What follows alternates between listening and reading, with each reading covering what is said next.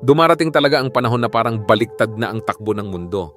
Noon, ikaw ang sandigan, ikaw ang gumagabay, ikaw ang inuuna. Binuhos mo ang oras, pagod at buong puso mo para mapalaki sila ng maayos. Pero habang tumatagal, may napapansin kang pagbabago. Hindi na sila nakikinig gaya ng dati. Parang wala nang saysay ang payo mo. Minsan, nararamdaman mong binabaliwala ka na lang nila, parang ikaw pa ang pabigat, masakit, nakakalungkot, at oo, nakakapagtaka. Paano umabot sa ganito? Ang una mong reaksyon, gusto mong ipaalala sa kanila lahat ng sakripisyong ginawa mo. Gusto mong isigaw, hindi ako ganito dati, ako ang nagpalaki sa inyo. Pero alam mo rin, hindi sa sigawan na ibabalik ang respeto. Dahil ang respeto hindi pinipilit, hindi rin ito nakukuha sa pangaral o sa galit. Kapag pinilit mo, lalong lalayo. Kapag nagalit ka, lalo kanilang hindi pakikinggan.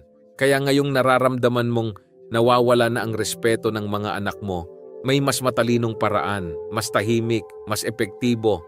Sa video na ito, ituturo ko sa iyo ang 6 na hakbang para maibalik ang respeto ng mga anak mo. Hindi sa pamimilit, kundi sa pamamagitan ng dignidad, hangganan, at paninindigan. At kung mananatili ka hanggang dulo, baka makita mong hindi lang respeto ang maibabalik mo, kundi pati ang sarili mong halaga bilang magulang. Simulan na natin. Action number 1. Itigil ang paghahabol sa approval nila. Isa sa pinakamalaking pagkakamaling nagagawa ng maraming magulang habang sila ay tumatanda ay ang sobrang pagsusumikap na mapasaya ang kanilang mga anak. Maaring hindi mo agad napapansin pero unti-unti, ginagawa mo na ang lahat para lang mapanatili ang katahimikan, mapalapit sila sa iyo o makuha muli ang respeto nila. Nag-a-adjust ka sa schedule nila. Kahit pagod ka na, pumapayag ka pa rin. Kahit nasasaktan ka sa mga sinasabi o ginagawa nila, pinipili mong manahimik.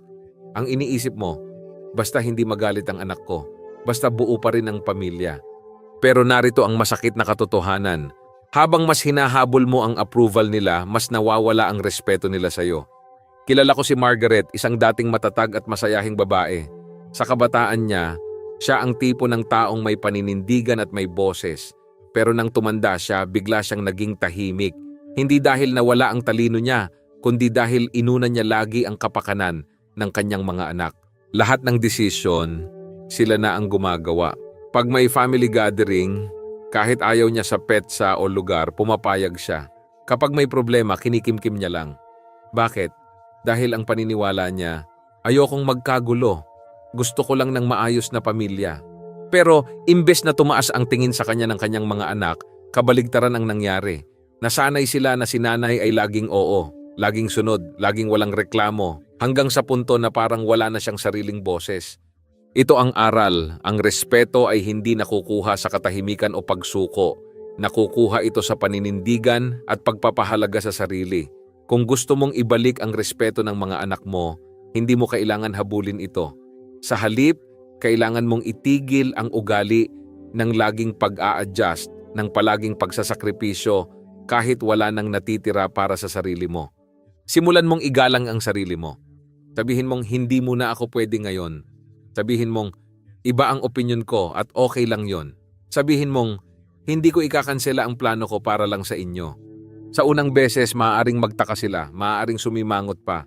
Pero sa bawat hakbang mo patungo sa paninindigan, unti-unti silang matututo. Makikita nila na hindi ka umaasa sa kanilang approval para mabuhay ng may dangal.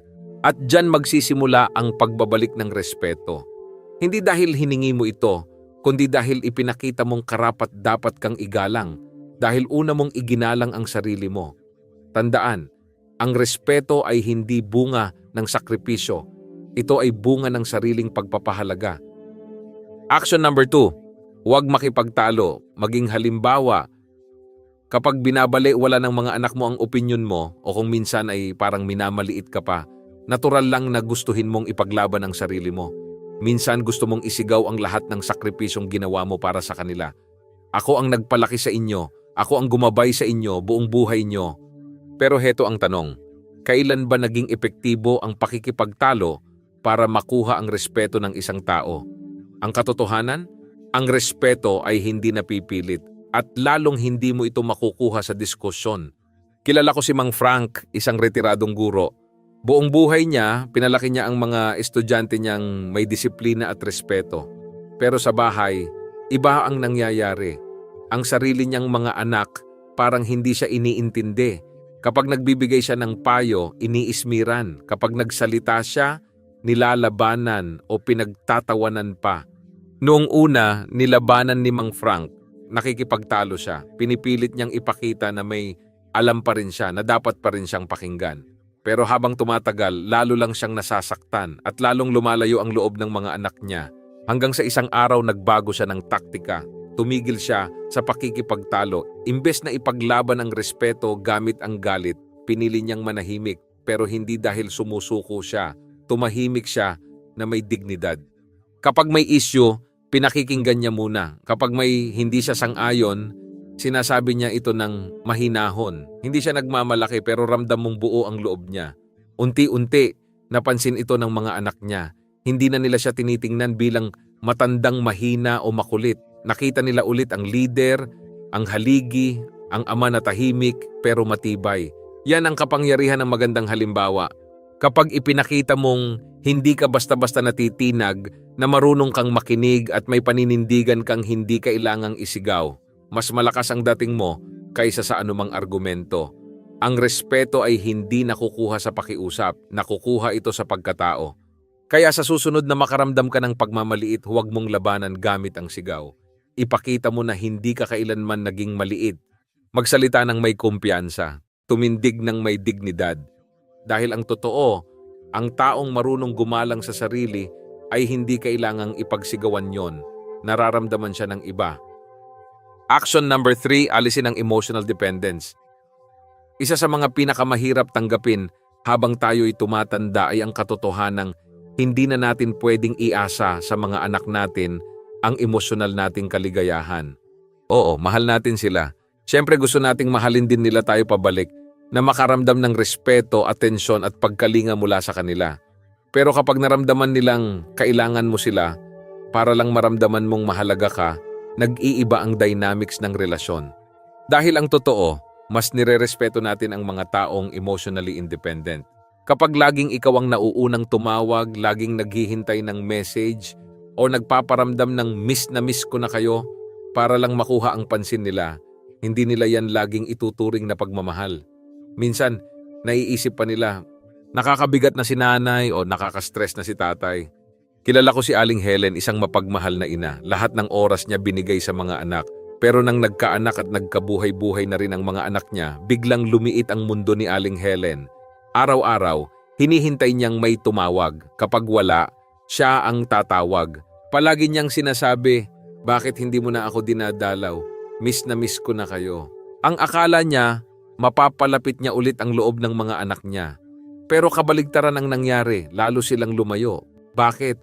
Dahil ang pagmamahal na ginugusto nating pilitin, nagiging pabigat sa paningin ng iba. Hanggang sa dumating ang araw na si Aling Helen ay nagsimulang tumingin sa sarili. Nag-umpisa siyang maglakad-lakad sa park tuwing umaga. Sumali sa grupo ng mga kaedad niya, natutong magluto ng bagong putahe, at higit sa lahat, natutong alagaan ang sarili ng hindi umaasa sa atensyon ng iba. At ito ang nakakamangha, dun sila bumalik. Nagtataka ang mga anak, nasaan si nanay, ano na ginagawa niya? Naging curious sila dahil nakita nilang si nanay ay may sariling buhay, sariling mundo, sariling sigla. Lesson: kapag ipinakita mong kaya mong maging masaya, kahit hindi nila ibinabalik ang atensyon mo, doon sila magsisimulang bumalik. Hindi dahil kailangan mo sila, kundi dahil ginusto nilang bumalik sa taong may sariling halaga. Kaya ngayon, tanungin mo ang sarili mo, umiikot ba ang mundo ko sa kanila? O may sarili na akong mundo kahit wala sila? Kapag natutunan mong itayo ang sarili mong emosyonal na pundasyon, kahit wala sila sa tabi mo, magiging mas malakas ka. At doon, babalik ang respeto. Hindi dahil nanghingi ka, kundi dahil ipinakita mong hindi ka kailanman naging kulang. Action number 4. Magtakda ng hangganan at panindigan ito.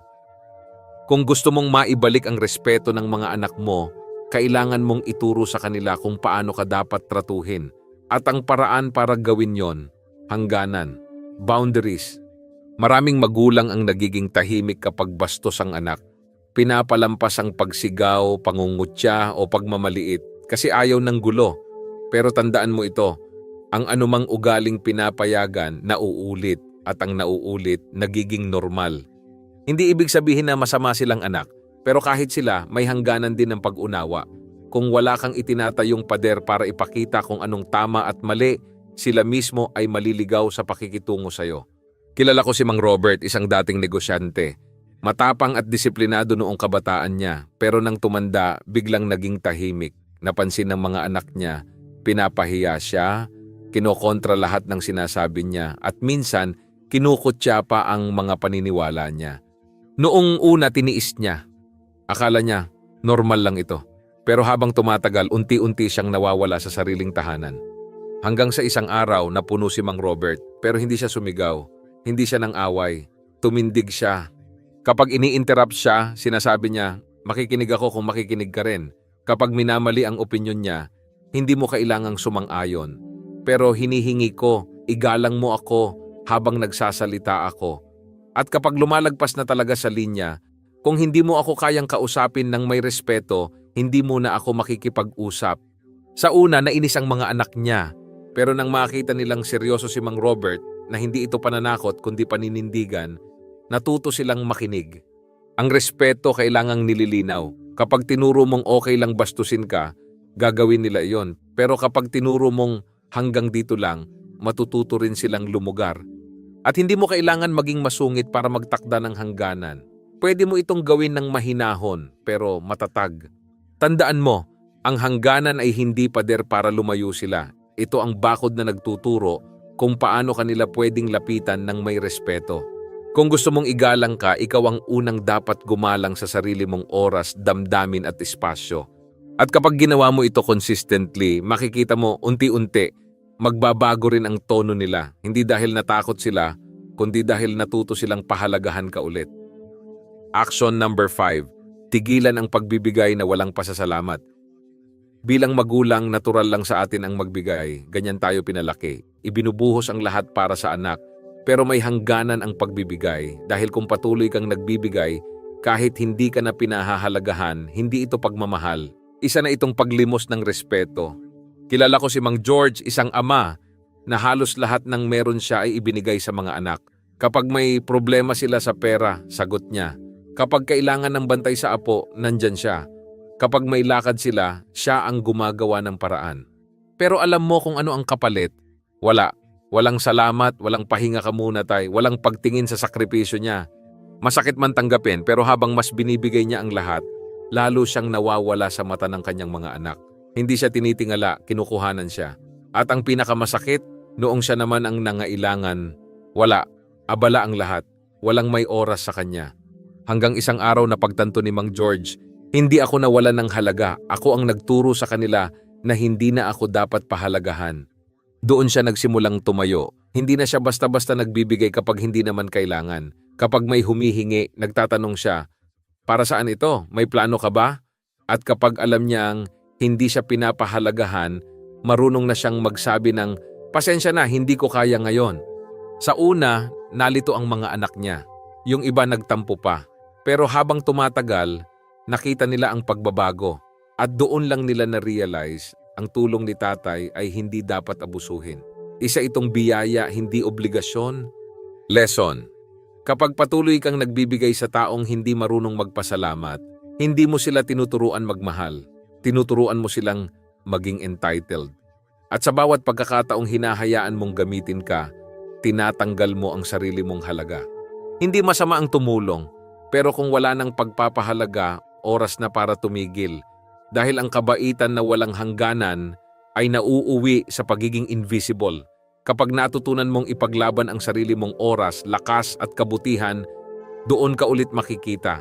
At hindi lang basta makikita, irerespeto ka.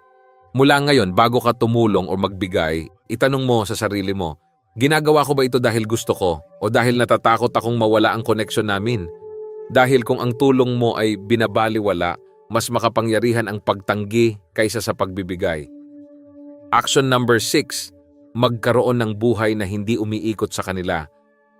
Ang isa sa pinakamakapangyarihang paraan para muling makuha ang respeto ng anak mo ay ang ipakita sa kanila na masaya ka kahit hindi sila ang sentro ng mundo mo. Bilang magulang, normal lang na buong buhay mo, sila ang inuuna. Pero habang tumatanda ka, kailangan mo ring alagaan ang sarili mong pagkatao. Dahil kung ang tanging mundo mo ay sila, darating ang araw na mararamdaman mong wala ka ng halaga kapag wala sila sa paligid. Kilala ko si Aling Eleanor, isang byuda na nawalan ng direksyon ng pumanaw ang kanyang asawa. Kaya lahat ng atensyon ibinuhos niya sa kanyang mga anak. Araw-araw siyang tumatawag, nagpapayo kahit hindi hinihingi, at umaasa na sila ang pupuno sa puwang sa puso niya.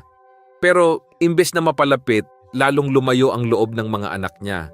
Naging mailap sila, parang iniiwasan siya, hindi dahil masama siyang ina, kundi dahil naramdaman nilang nakasandal ang buong mundo ni nanay sa kanila. Hanggang isang araw may napagtanto si Aling Eleanor. Hindi ko sila mapipilit mahalin ako sa paraang gusto ko, pero kaya kong mahalin ang sarili ko sa paraang kailangan ko. Kaya nagsimula siyang lumabas. Sumali siya sa book club, nag-volunteer sa barangay center, nakipagkaibigan muli, natutong maglakbay, at higit sa lahat natutong mabuhay para sa sarili niya. At ang nangyari, biglang naging interesado ang mga anak niya. Ma, saan ka pupunta? Wow, busy ka na pala lagi. Ang ganda ng aura mo ngayon, ma. Bakit? Dahil nakita nila si nanay bilang isang buo at masayang tao, hindi isang taong naghihintay lang sa sulok para sa atensyon nila. Lesson: kapag ipinakita mong may sarili kang buhay, layunin at kasiyahan, doon nila makikita ang tunay mong halaga, hindi bilang tagapag-alaga, hindi bilang taong laging available, kundi bilang isang taong may dignidad at direksyon. Ang respeto ay hindi ibinibigay sa taong umaasa. Ibinibigay ito sa taong may sariling mundo. Kaya simula ngayon, tanungin mo ang sarili mo. Ano ang bagay na gusto kong gawin para sa sarili ko? Paano ko muling matutuklasan ang mga hilig ko, ang mga pangarap ko, ang sarili kong saya? Dahil kapag nakita ng mga anak mo na ikaw ay hindi lang basta si tatay o si nanay, kundi isang taong masaya at buo, magbabago rin ang tingin nila sa iyo.